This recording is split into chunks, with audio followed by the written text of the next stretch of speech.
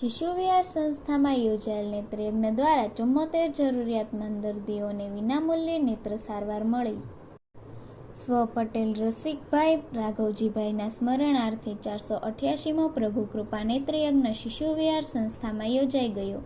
તેમજ સ્વ ગુણવંતભાઈ વડોદરિયાની સ્મૃતિમાં 489મો પ્રભુ કૃપા નેત્રયજ્ઞ તારીખ 28 જૂનના રોજ શિશુ વિહાર પ્રાંગણમાં યોજાયો.